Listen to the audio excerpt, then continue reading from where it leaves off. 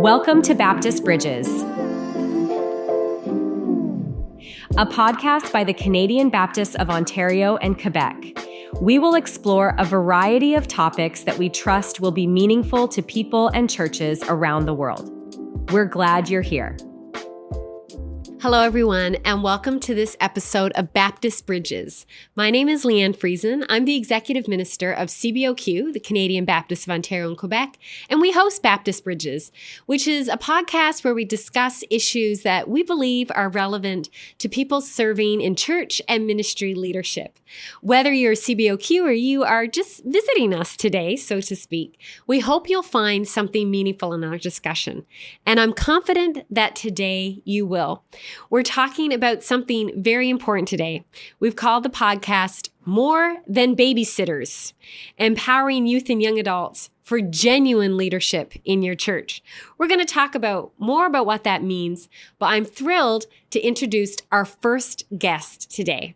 And that is Alvin Lau. Alvin has a very important role with us at CBOQ, and he's been in this role for 29? Well, no, not that far yet. Oh, sorry. Almost 25. 25. Okay, I was actually really off. But your level of expertise, you see, is what spoke 29 to me. Tell us your title and role at CBOQ and what you've been up to for the last 25 years. Yeah, my role is I get to serve as Youth Ministry Associate with our family of churches. And I guess one way to summarize what I try to do is I help our churches to understand what does it mean to minister to those 11 to 25-ish. That's awesome. Now, Alvin, I said you're our first guest today. We're doing something a little different with this podcast because if we are talking about teens and young adults, we wanted to hear from them. Mm-hmm. So you're going to give us kind of a big picture of how we can build into leadership amongst youth in our church. But then I'm also going to interview one of the youth that you've been part of helping to build up through some of our programming through their own local church, Tejay, who I'll interview in the second half of this time together. Alvin, I want to start by acknowledging that sometimes teens, youth, young adults get a bad rep in our culture. There's sort of this ethos of, difficult teenagers or, Gen X, Gen Alpha, not Gen X, Gen Alpha, Gen Z, and all these different kind of negative tellings of them. Mm-hmm. We can paint them as disengaged. We can paint them as difficult or almost as like a problem to be fixed. Mm-hmm. But we know the stereotype is often not true. Mm-hmm. What do churches need to understand about how this generation, currently in that age frame you mentioned, works? What do we need to understand about how they want to serve their communities? Well, I think a couple of things to keep in mind. It's always funny because every previous generation feels the same way about the generation following them. That's so true. Cases, mm-hmm, right? Mm-hmm. And this is no different in that sense. But I think there's a couple of key things that's different about Gen Z and Gen Alpha compared to previous generations. Can you quickly tell us what age group those two groups are? So typically Gen Z, let's start with that. Gen Z is typically those born around 1995 to about 2010. And then Gen Alpha... So they would be about late 20s, early 20s now? Give or take, yeah. And then those who are born who are classified under Gen Alpha would typically be born 2010 and afterwards. Which would be 15, 14 mm-hmm. Yep. And up. Awesome. Yes. So, and you were going to say what we know about them. So there's a couple of things with that, right? One is the fact that we're part of a generation that is wired very differently than the way we grew up. In fact, even for those who grew up maybe even 10 years ago, it's very different with the advent and the onset of social media, with how technology is developing, and even how they interact with that. Given that they are known mainly as digital natives now, that this is part of their world. This is not something that they necessarily need to learn. It's something that they've already been a part of. And so that has changed even the way they react or how they think. And some might suggest that even neurologically, they have differences as well. And so that's part of their shaping. But I think the other thing too is that this is one generation compared to their previous generations who feel maybe more dystopic about what their future looks like. Mm. And so you've got a generation now who realizes they may not have it as well as their parents did. Or even their grandparents. And so with that, then, I think there's also a different sense of what that outlook means now and how they begin to approach it. That's sad. It's interesting to think about that, right? Because I think when I was growing up, there was this sense of things are going to, I'm going to, what's the word, kind of, go even a step further than my parents did in terms of achievement, accomplishments. But you're right. This is a generation that realizes things like home ownership or the environment and all those things are going to have a huge impact on their future. But yet what I see when I'm out in our churches are these same teenagers and youth eager to serve in their communities and in their churches. How have you seen that? Well, I think that's part of it too, right? Because they recognize that things may not naturally or automatically progress the way that they thought, their predecessors thought. And so now they realize, oh, maybe this is the way I need to try to step in and help make that change. And so there's definitely a growing segment within that age group that is very interested in knowing, well, what can I do now to actually impact the world? There's actually a deeper sense of ownership in that sense, in that way. And even in terms of faith development, you've got a generation where previously, for many of our members in our churches, maybe if they grew up in churches, they had a certain understanding or perception of what that meant. But you have a generation now where their parents, because they're the ones who reacted with their previous generations, and so they withdrew their kids from church, and yet now, so you've got a generation who didn't actually grow up in church. And so, studies like Barna's Open Generation is showing us that there's actually an eagerness to learn about spirituality, to actually be open to what spiritual things might be. And so because of that, there's actually a greater sense of openness to having those kinds of conversations that maybe, people who grow up as millennials or Gen X didn't necessarily or were reacting against compared to the generations right now. That's really encouraging. So what I hear you saying is that the teenagers we'd be looking at today are more interested in spiritual things, maybe not the church. So that's an interesting dynamic because they're less likely to kind of in the broad population have been part of a church, but we're seeing more openness to spiritual matters? They're open to spiritual matters, and not necessarily that they're against church. Yeah, I think, but they haven't been in it. Yeah, exactly. They haven't been in it. So it is, for a lot of them, something that's new. But at the same time, they know when it's, I want to draw you in for my sake, not for something else. And so I think that's one of the things, too, for our churches to recognize is that there's definitely an openness for teens and kids who want to engage in what the church has to offer, but not in such a way to help the church continue to exist the way it has. Oh, I love that. Because this is what so often happens. And I see this in so many churches. I've experienced it in my own life that without meaning to, too often our churches see almost like, I can't think of another word except an entitlement to their youth. Like they just expect that the youth should want to come, but then they almost treat them like, why I call this podcast, like glorified babysitters. So we say, oh, we need more youth because then they can teach Sunday school. Or we need the youth to run the PowerPoint. We need the youth to help somebody move. And there's a line that always drove me absolutely bananas. And I'm so sorry because so many of you listening will have said this. And maybe you've seen this in churches, Alvin. And it's when someone goes, can't we just find some youth who need their volunteer hours? There was always this kind of mythical idea that we would find this trove of youth to come and fix our church for us, to come and do the things we didn't want to do, help that family move, clean things up, run the nitty-gritty details of things. And sometimes that's the case. Sometimes they're interested in this. Sometimes there are kids looking for hours. But I'm hearing you say that we want the youth, they want more than that. What kind of leadership are they looking for? What kind of opportunities actually help youth and children? I think there's something that you leaned into there, right? Is that they're looking for something that is actually meaningful. Right. And that's the key. And helping someone to move their stuff, to be able to, to sometimes even stuff like childcare, those things can be meaningful, but I think it's how do we help shape that context with them and for them. Right, yeah. So it's not just we want you to do this because we don't want to do it. Yes. We want to do this with you so that we can grow together. So even as someone who might be mentoring or working with someone who's younger than me, it's not just I'm giving this to you so you do it so I don't have to, but I want you to experience this, and we can experience it together and learn what is God doing in the midst of this too.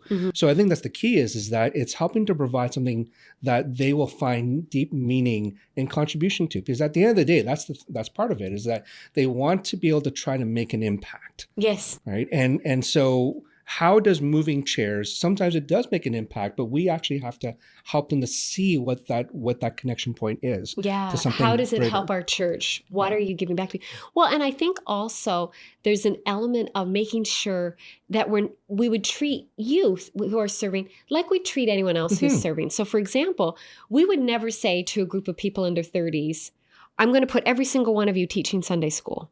Just right. We would say, what are your gifts? What are your skills? What are you passionate about? I think we need to do the same thing for youth. I think that's one example of a mistake churches sometimes make. They just go, all the young people do this. Sometimes they like it because they want to be with their friends to do things, but sometimes it's not the right fit. So someone who has the gift of service might love moving chairs. My son is 17 and he loves baking and cooking and was thrilled to be invited to be part of the hospitality team at our church and help with some of the special events that they do, like cooking pancakes for Pancake Tuesday. So that's an interesting thing that was his gifts because he enjoys that. So I name that as I think sometimes a mistake that churches can make, right? Just kind of lumping all youth together, put youth with youth teaching children, put youth doing those things that we tend to put the youth in. What are some other mistakes that you think churches can make with good intentions, but maybe there's more that they can do? Well, I think one key misunderstanding is sometimes, and you might have heard this as you've been visiting churches, a lot of times they say, well, we want kids and youth in our church because they're the future. And it's this presumption that if we somehow invest into this upcoming generation, that they'll somehow carry on the legacy of the church, which in some ways, which I think is a misunderstanding. Many times I've said to our churches that, the kids and youth that you have right now, don't presume they're here after they're 18. Of course, because right? they go away to school, exactly, they right? move, yeah. So if anything, you're investing into them so that they will be prepared to serve the kingdom later on somewhere else. Amen. Right. And so it's less about how do they carry on and become the legacy of this current church. It's how do we actually help prepare them to be part of the legacy of another church. And so I think that's one of the key things too, right, is to recognize that the investment that we're making in the upcoming generation is not about our own specific local church. It's a broader part of the kingdom. And how do we actually help them prepare for what God has in store for them that way? So we need to be thinking of youth, not in terms of what they're going to give to our church to help us keep doing what we've always done, but in terms of our whole process of discipleship, that we're investing in people, that they will continue to serve God wherever they end up. Yes. I think you end up then with the church that's collectively moving in a healthy direction together, right? Because that can be true of people at any phase of life, that maybe they'll stay, maybe they'll move, but we're trying to help them be the people God has shaped them to be. That's a beautiful thing. I grew up in a very small town, and so I saw that. And one of the interesting dynamics that was such an interesting shift is I grew up in the Salvation Army tradition, which is big on brass bands. And so in the Salvation Army, when you're 8 years old, you get given a brass instrument. And there's so much investment in teaching kids how to play instruments. And then the very little town that I'm from, a few years ago, they had this realization that at 18, all these people they taught to play left to go to university, and very few would end up settling back in the town, university or college or what have you, which is such a difficult thing in small towns. I know I'm speaking the language of many of you listening. And they started shifting the band. Instead of saying, oh, this is a young person's band, they just said, it's the band. Yeah. And so kids could join, but adults could too. Yeah. And they started making the division around ages not the primary thing, so that they started teaching adults how to play the brass instruments so that because they would be able to keep playing. And that was important to them. I think that says so much about how we often need to think about ministry, right? Not everything as a means to an end, but about being faithful to where we are now, and recognizing that a lot of those students that they trained are out serving in churches all over the world. Some of them are in Ontario as the executive minister of the CBOQ, right? So it's interesting. You don't know what God's going to do with that. And churches should be proud of the role they had in that, even if at this point maybe they say, well, where are they all now? Are there other things that you would say can be mistakes beyond just kind of treating youth as free labor? Well, I mean, I think one of the things that you touched on earlier, right, is that do you see them as someone in a sense, who is equal to you, equal in the eyes of God. The church that I grew up in was a Chinese church. And a lot of times, especially growing up, they would refer to other adults as their aunties and uncles, right? Which I remember when I was growing up, that confused me so much. Who's related to who? Exactly. Now, in my church, everyone actually was my auntie and uncle. It's true. Yeah. And so I remember one of the things that, and I don't know if this church is still doing this, but at that time, what happened was when you graduated from high school, they actually said to us, you're no longer calling us aunties and uncles, you're calling us by our first name, which I found very interesting, right? Yeah. Because now they actually understood, at least there was a recognition, you are now an adult. You are now someone who is seen as an equal. And even growing up there, while I grew up starting in around grade 8 in that church, later on, they were giving me opportunities that really, I look back and I'm wondering, I don't know why they did, but they were willing to. And I think that's the thing. They were willing to, even with the mistakes that I would make through that. And through that, they were encouraging through recognizing my own call in life. And I think that's one of the things, right, is that they saw me as someone who had something worthwhile investing into, which at that time, I had no idea why that was. But looking back now, I can see, how that impacted me. And I could see various different examples of how that would happen. And so I think that's one of the key things too, is that similar to what you were saying, they're not seen as free labor. They're not seen as someone doing the secondary or the grunt work, right? And even with the kids part, it's interesting because we presume that somehow teenagers work well with kids. Mm-hmm. That's not always the case. Right? Not all of them like it. Exactly. And so I think that's part of it too, right? Is that we want to help them to see how God is shaping them, not the way that we think that God is shaping them. And not just treating them, again, as free labor or as we don't want to do it, so now the teens can do it or they can fill in. It's interesting you say that. When I was 16, I went to my lead pastor and said, I'd like to preach a sermon. And he said, sounds good. And I did. And it's an interesting thing when I think of the leadership I was given as a young person and what an influence that had on me. I'm so thankful for that. So we've said that everyone has different gifts, different skills. But along with that, what are some of the unique gifts, perspectives that we can experience when we let this younger generation participate? What do they have to offer churches in special ways? I mean, a lot of ways, one of the things I referred to earlier was the fact that even how their thinking is wired is much different than their parents and someone who might be a bit older. So I think even with that, right, is that they come with perspectives and perhaps even a way of seeing things as different than many of us might see things as. And so I think it's one of the key things is that just to even ask them, hey, in this situation, what do you see? And how would they engage with it, or how would they work with it? It could be much different than what we might do. So I think that's one thing, is just knowing that they actually have a different way of looking at things for many of them. And that's a good thing. Mm-hmm. It is. And so I think that's part of it. So that's one part of it. I think the other thing too is that the way they're able to work with different elements, especially with technological elements, and the fact that now for many of them, they are connected literally all over the world. So they have the way that they engage with information, the way that they actually gain information or relate to people is much different than the way that we might in a lot of us, how we grew up. And so because of that now, they actually have access points to maybe different people or sources that we didn't even think of before. Yeah. Yeah.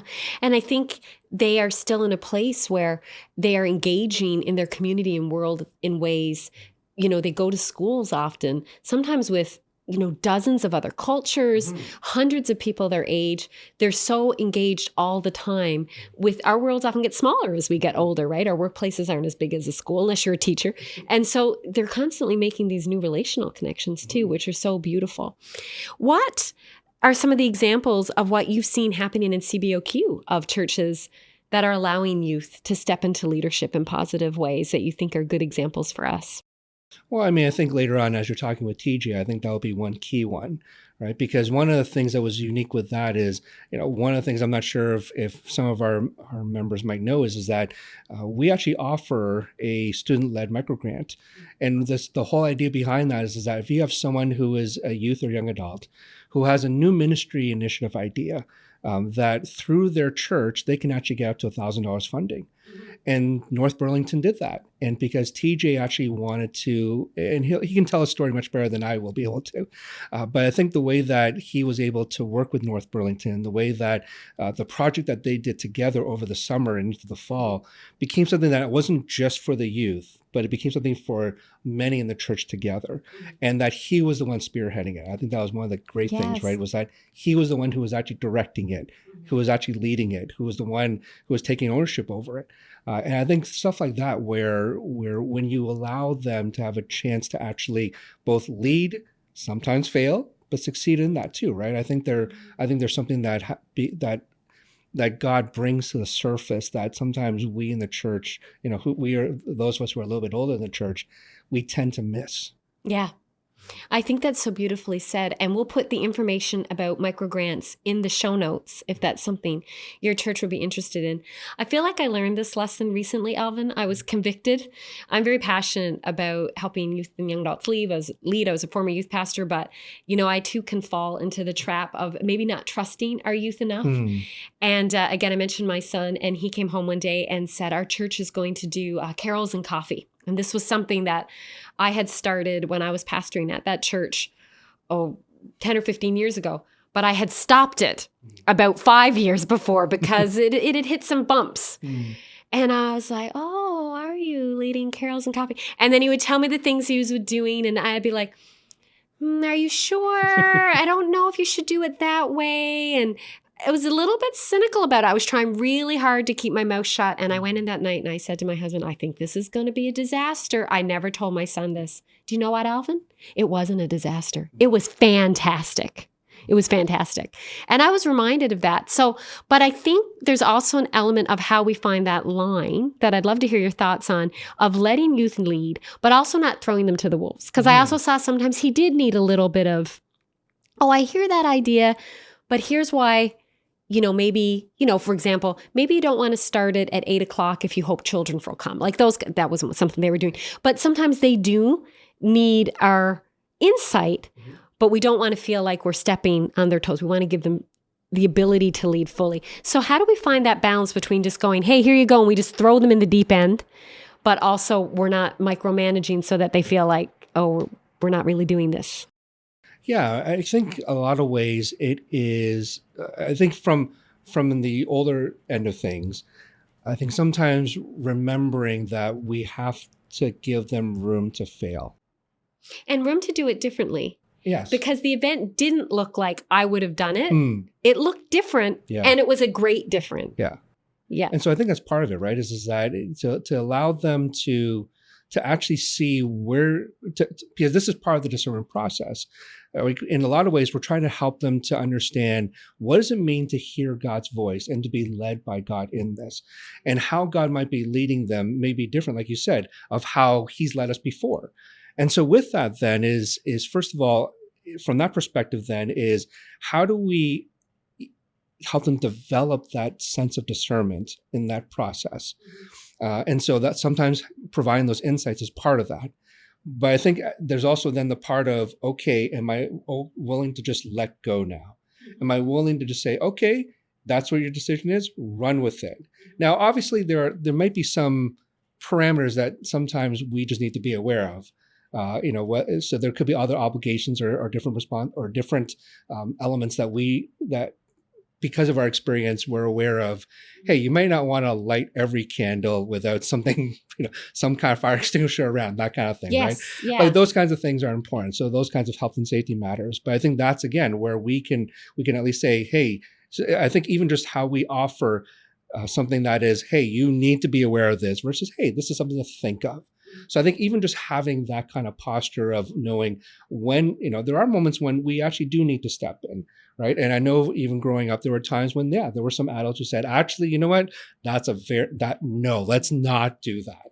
But there are other times when they said, okay, let's see, let's try that. Let's see. And sometimes it worked, sometimes it didn't. So I think the same thing is that we're giving them an opportunity to let God help them to see what he's saying to them in the midst of that. And let them know that if it doesn't go perfectly, we're still proud of them. We see that they tried, and we're going to let them do it again. When you talk about coming alongside, I think about that time I asked my pastor if I could preach a sermon, and he said, how can I help? and he helped me find the scripture passage, and he read a draft before I did it, but he let it be my voice. But he didn't just go, okay, see you Sunday. And I think my sermon was 6 minutes. It was like one type page. Yeah. And he was so supportive. And he gave me feedback after. That's how we learn and grow. And I think it's so important. What do you think holds churches back from letting youth lead in genuine ways? And how could we address those hangups? In a lot of ways, I think we've already talked about some of this. I think sometimes it is a fear that things are not going the way we think it should.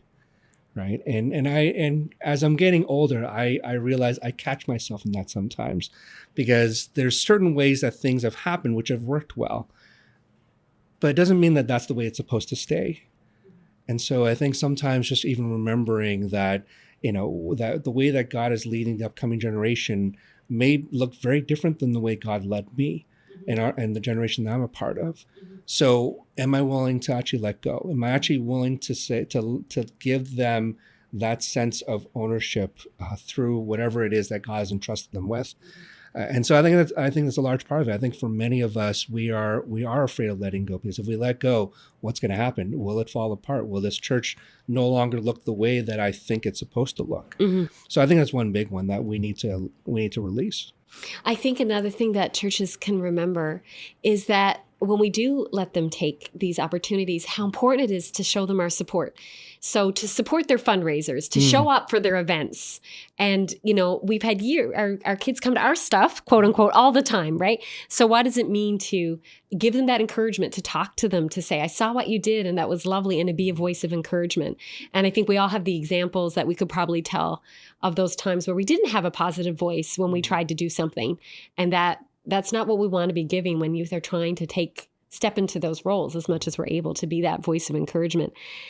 Do you think there are ways that we can help more tangibly create leadership spaces for youth? Would there be some practical things that, let's just say you have a church now of maybe 50, 60, and they're like, listen, we got like 4 teenagers. What can we do? What would be some tips you would suggest to them?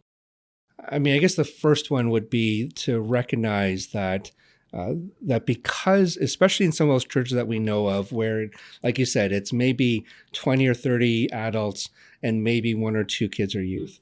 And research is showing us is that if that child or youth can identify 5 adults who have invested into them outside of their family, that they're more likely to remain in the faith, right? They're more willing to be sustained in that faith.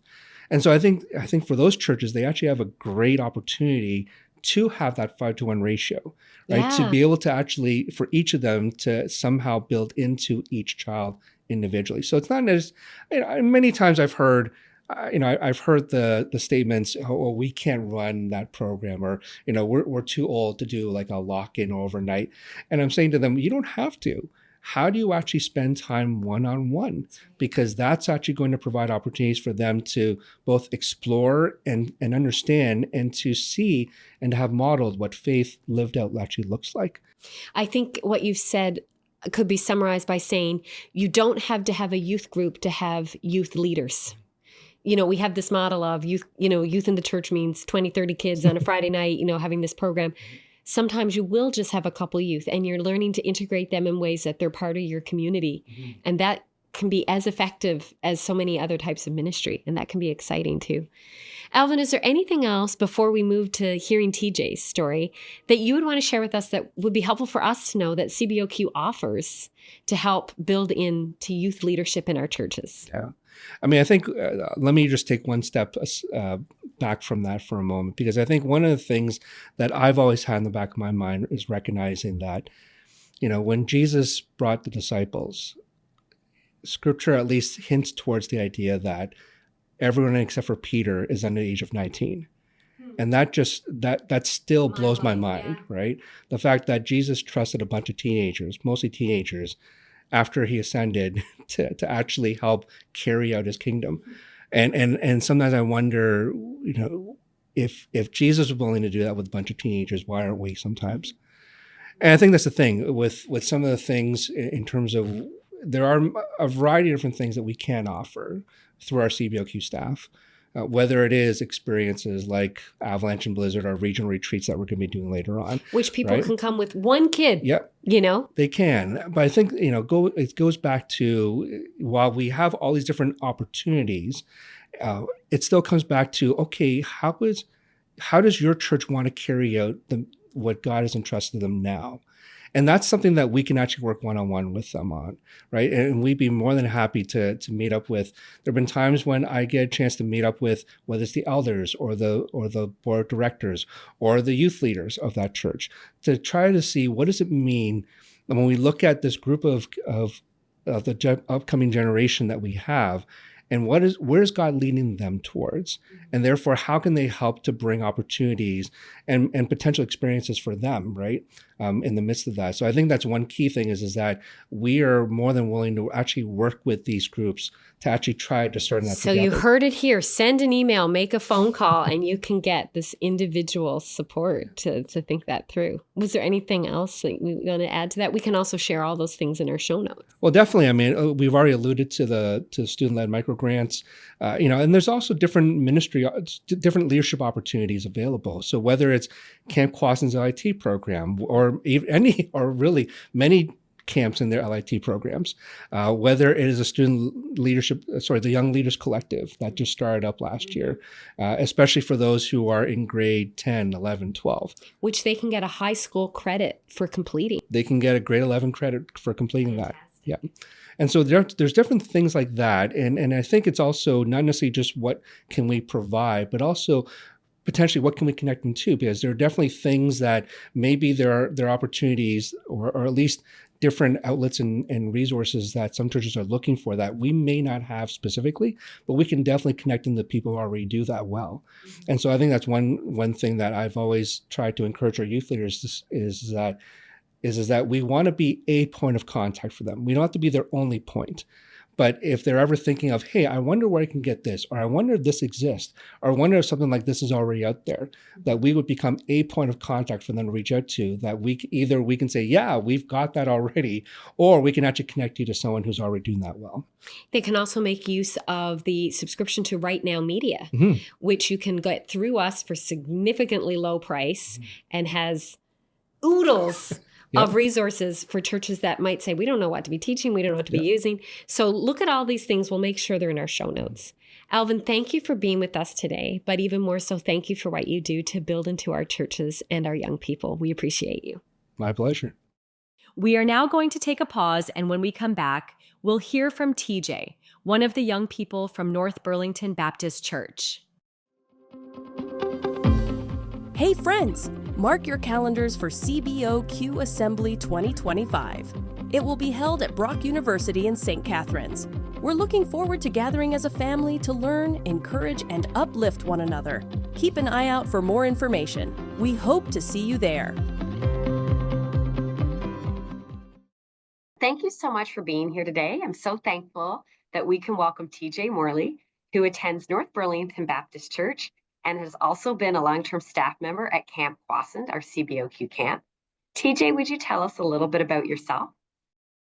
So, hi, everyone. My name is Tejay. I am currently a first year at Brock University, where I am studying dramatic arts, and I'll be pursuing education, which is just, I'm having a blast doing it. It's been super fun studying. And super fun just, getting to know new people and everything. I've done a lot of different things throughout my life. I love camp. Camp is like my whole personality, and I love working with kids, and I love providing opportunities towards different certain age groups and everything like that, which is why I did something like the Bible in 30 minutes, which we're going to dive into, which I'm super excited to do all that. Very cool.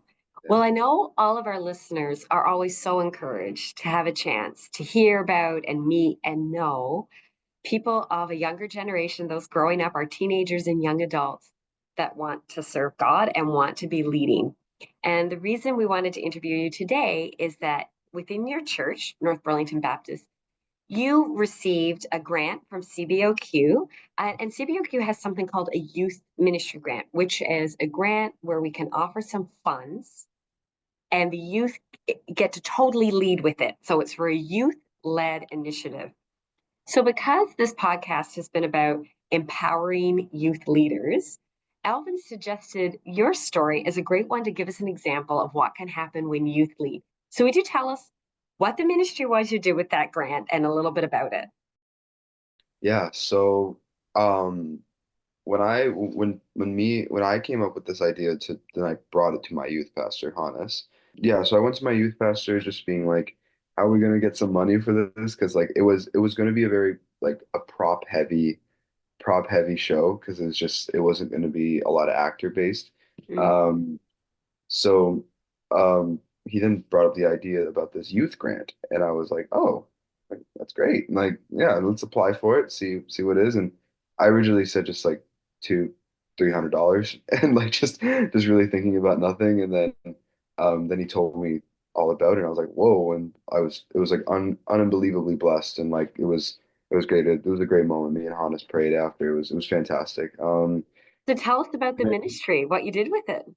Oh yeah, so then we took the grant. We then planned out exactly, okay, we have these costumes. We then bought a ton of props. We got a mics so that Mhm. our voices, the voices of our actors could be heard so that, they have to project because we wanted And mics this for was for the name of the program, just so we really have oh a common base there.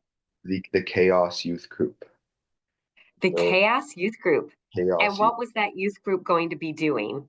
We were doing a play called The Bible in 30 Minutes. The play is the Bible in 30 minutes. Yeah. So again, so tell us more about what you did with it and how you led it. Yeah. So we used the grant to well, one, it motivated our actors a lot because they were like, oh, people actually are like this is cool. Like if people notice this, then that was kind of neat to them.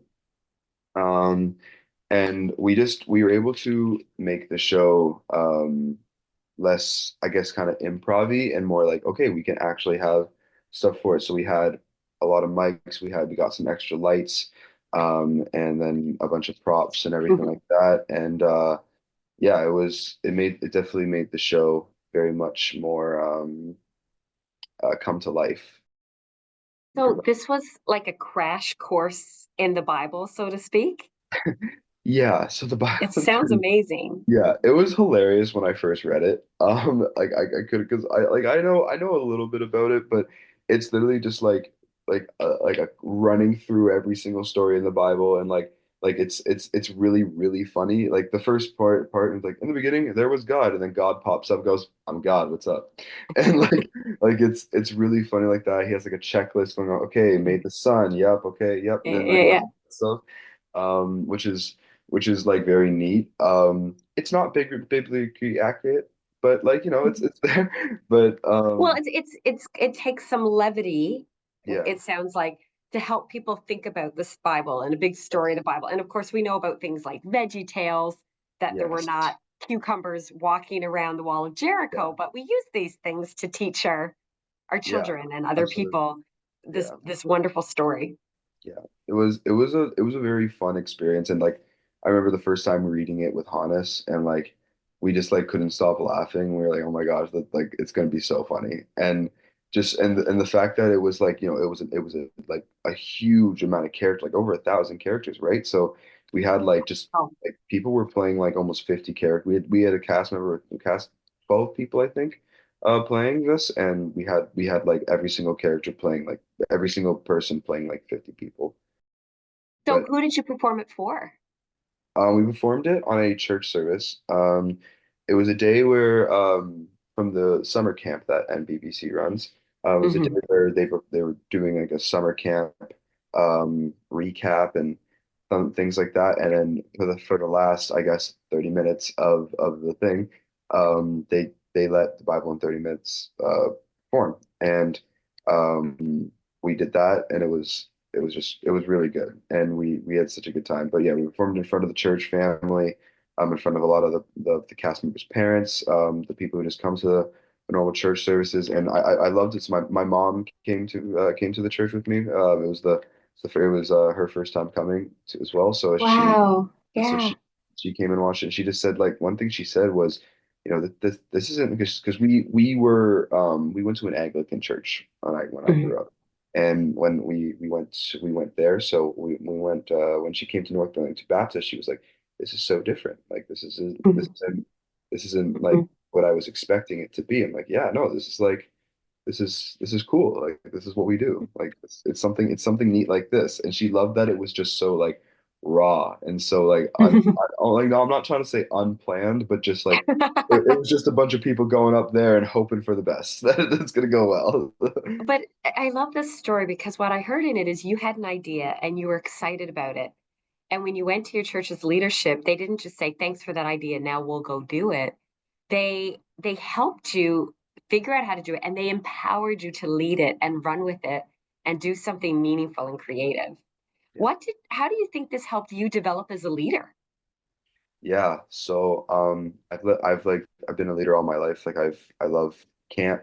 I work at two different Mhm. camps in the summer, Kwasin, and another camp back at home called Camp Kahuna.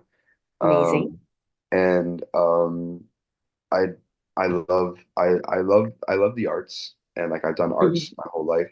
I always wanted a shot at directing. And I came into there and I was just like, I want to direct this play and I wanted to try.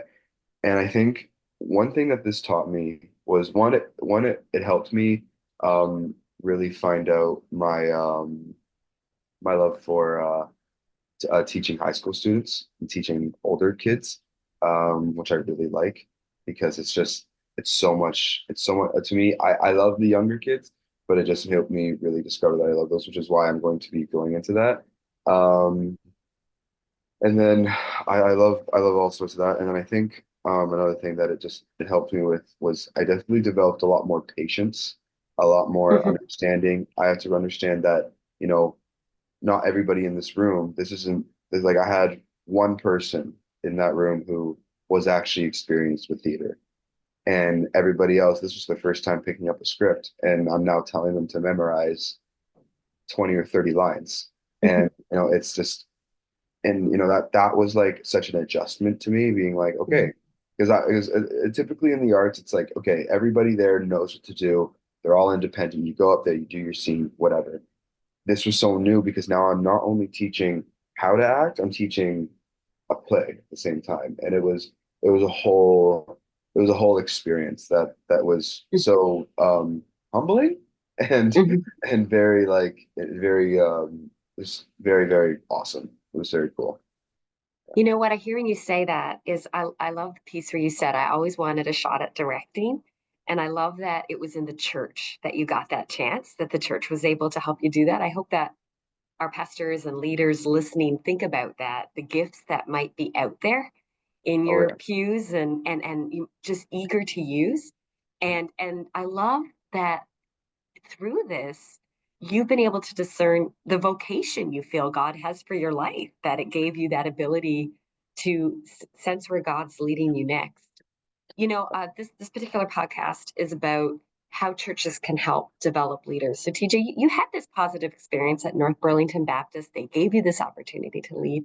What advice do you have for churches? You said you've been part of a few churches. What Yeah, advice do you have for people that want to help engage young people like yourself in leadership more? yeah. So one thing that I notice a lot now is kids are having, especially since, COVID and all that, kids have a harder time hatching out of their shell. And what Mm, we don't realize is that the arts is something that brings those people out. And, and sometimes the arts can sometimes be very forgotten about and very, like, pushed past and everything. And what I love the most is that when I was younger, I went into an improv program, and it just completely I just figured out who I was. And mm, I got messages from people in the play being like, "Hey, this changed my life. Like, this was amazing. mhm, Like, I didn't even care that I had 10 lines, like, which was like the least amount of lines in the thing." And they're like, "But this was amazing." Because I even had older people in the play as well. mhm, I had two older ladies who were amazing, but mhm, most dedicated people. They show up to every rehearsal. um, we And that's an important point, if I may, yeah, because you needed that support as well, and they absolutely. were supporters of it, right? Coming Oh yeah, alongside and letting you lead them. You were directing them. That's yeah, very yeah. cool. They love that.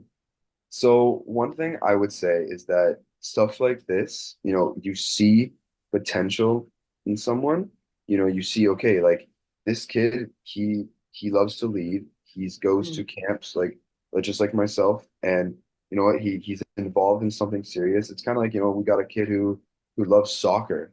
Why don't we try to start a Yes. Burlington Baptist soccer league, like something like that. Like it's just let sometimes kids have ideas and sometimes teenagers have ideas, but then often there could be moments where adults or just someone else could be thinking, oh no, well, we'll figure it out. And then that idea is sometimes squashed. Mhm. It's just I think that we need to look into the ideas of all of it, and because truly this experience wouldn't have happened if I wouldn't have just been listened to, right? So and it was amazing. And when I finally got that moment where Hannes, and that's why Hannes, he's a fantastic good youth pastor. I have nothing but good to say about him.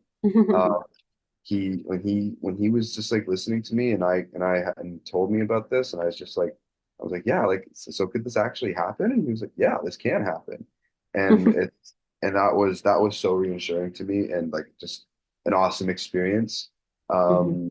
So I was super happy, but definitely something that the churches can do is something like the arts. I think, like, Christmas time, recreating the birth of baby Jesus, like, something like that, like more of that. And even the Bible in 30 minutes again, like that was such a fun experience. That's a great show for a lot of churches to do. And it gets kids learning about the Bible. Mhm. Because now, like, at least kids can And just, we can put a link to that in the show notes if you yeah, send us, where people could get that. And would love a link if where you did was recorded that we could share later. yeah, I think Hannah sent it to me, so I can, Fantastic. yeah. So please continue about your desire to share the arts more. Yeah, so I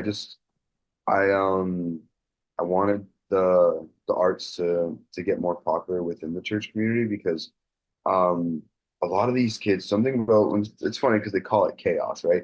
So when I was in this youth group, my first time going, I was like, what the heck is this? Like it was flying off the walls. Hannes was just trying to talk, and like everybody's just like it was everyone was like going insane. And I just like, this is fun. And I was seeing like all this energy and like all this like spark inside these amazing young adults, and I'm just like, these kids would be perfect for this.